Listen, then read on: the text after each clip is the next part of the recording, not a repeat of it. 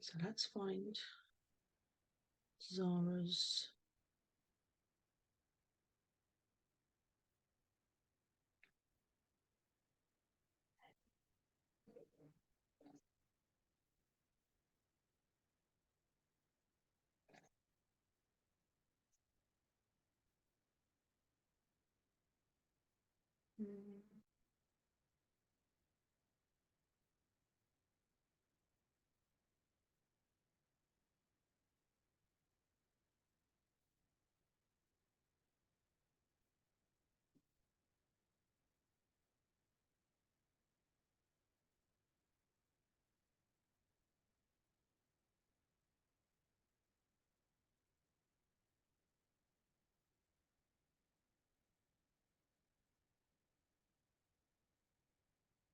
Okay, so the question is, we want to know how to use the templates, where to find them, how to input information into them, and if they're locked or movable.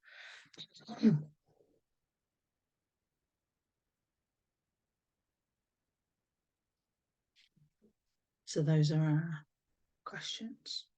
Okay, so the link to them.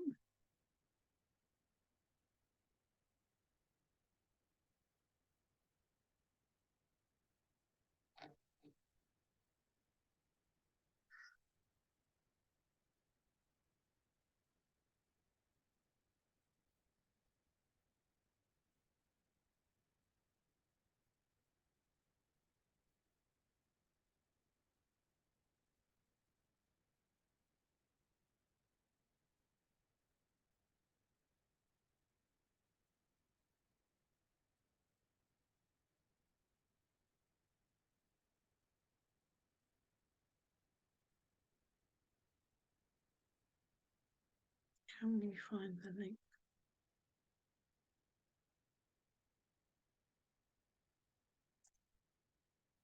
Okay, so the PDF had the links. Okay. Right. So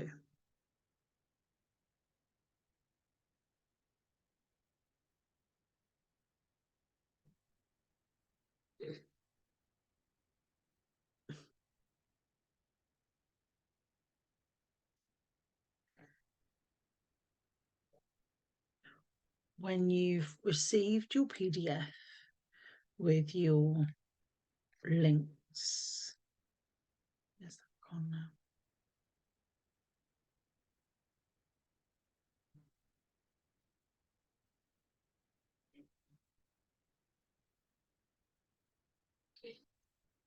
So you receive a link. You'll then want to open the PDF, and these will be links that will have access to all of your Canva templates. So the Canva templates are accessible directly from Canva. You can either log into your account first, or when you receive your PDF with the links on it to your templates, it will prompt you, invite you to log in. So for example, with logo here, we click on the link to take us to Canva, and then we'll be given this page here, which is my shared. This comes up automatically from Canva when I select the share a template option. So you can see a little preview of it. There's a couple of versions in there that you can flick through, but really what you want to do is, you'll see a template created by Lucy Murphy was shared with you, start designing now. So then you go use template, and then because I've given you access to it, you're then going to go straight into that asset. So you've gone straight into that logo. So what you want to do then is you can either copy it, save it, amend it, download it, share it to social media, any of those things. My recommendation would be, once you're happy with it and you know that it's got the right information on there, because obviously some of these you'll need to customize it for your business, I would then go to share, which is where you find all of your options for either saving to a brand template. There's the template link I was talking to you about. So this is how I sent this to the client. You can send a view only link, so the person that receives it can only view and not edit. But what we want when we receive a file is to go to the download option. So for a logo, I would recommend taking a download of these as they are. They will save as flat images. What we'll do that way is you've got a copy of these once they're finished that you can't edit the layers from. You can edit the layers when you're in Canva, but once we've gone in and saved here and downloaded it to our computer or a cloud, you then have the option to come back into Canva to edit. So this is what you're going to be downloading as an image to your device. So you've got PNG, which is good for illustrations such as this. PDF is good for documents because it makes it less easy for other people to edit. And there are a couple of different options as well, but it always says, it gives you a suggestion. So if you click suggested, the size is optional. If you wanted to make it different, it would be in proportion because it's square. But the logo size that I've created this at, which is the standard, is 500 by 500 pixels. So you don't need to worry about that. I would just keep the pages as all, but if you had a design where you wanted to only select one, you can unselect the all pages one and click on one or the other. And then once you've done that, you click done and download. So what will happen here is it will download it, as you'll see, directly to your computer. And then what we'll do is we'll save it. So I'm going to find, let's go, see.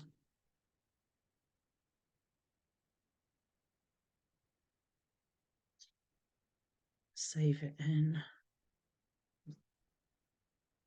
here.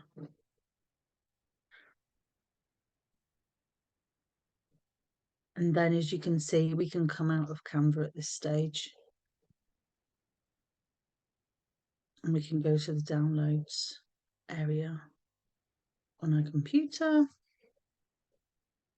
This never shows me today for some reason. So I have to go into the, like this way. Let's see, and then it shows it in a different format in here. Anyway, you'll see that these are then available in your images viewer. So then you would save this to your computer because it was downloaded as a zip file because it's quite big, but you would put it in the place where you want it to go. Too many steps there.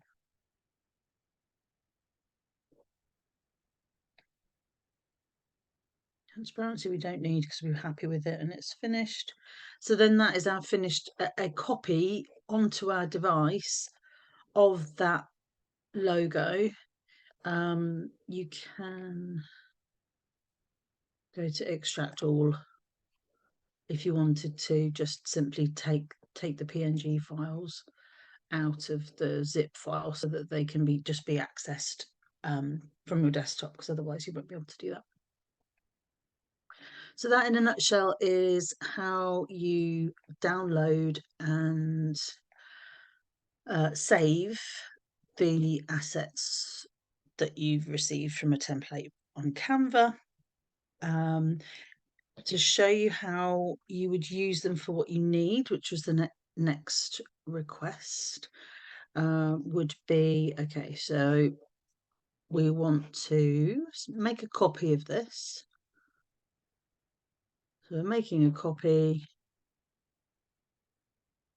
Now what this is your name box. I'm just going to call it copy for demo square logo.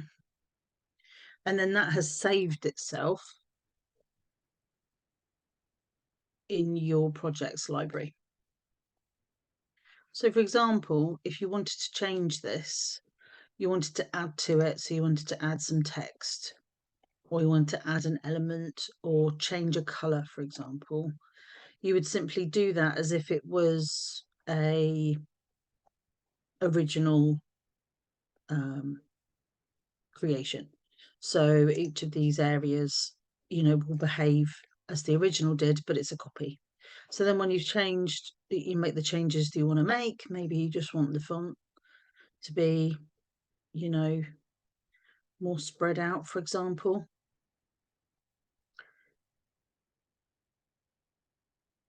Then you can go share and download again. It'll be a flat image again. Or you might want to upload it to social. So I'll show you how to do that as well. So you can click share on social here. So obviously your social media platforms will need to be linked to your Canva account for that to be used. The way that you would find these, so if you go back to the home area,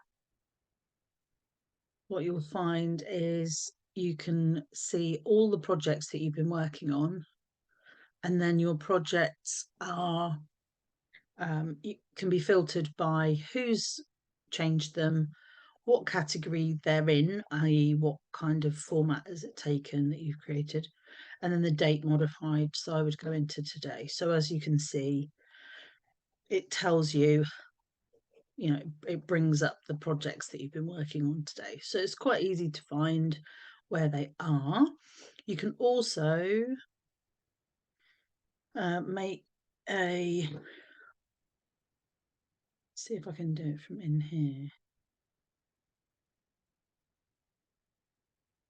You can also use this with Canva Pro to resize and create something else from it. So if you wanted this to be, an infographic or something else, it will change the background of this, so the canvas to the correct size.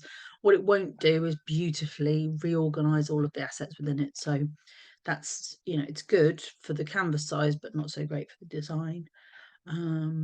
But that's that. So what else might we do? What have we got on our list of things? How you input information, locked or movable. Right, okay. So yeah, changing the information, you click into the box and double click, or I like to highlight some of it because it's not always going to highlight everything if you use the mouse to click 3 times like I would normally. So I highlight some of it, and then rather than trying to, click and drag, which always moves stuff for me, I just do Control A, which is Control All as a keyboard shortcut. That highlights all of the text in this one particular layer. And then you can go up here to change the font if you want to change the font, or you can go to change the size here by typing it in or just selecting from the drop down. You can change the color of the text and so on and so forth, and it will save as you go along. But you can save yourself if you want to, or you can save a copy.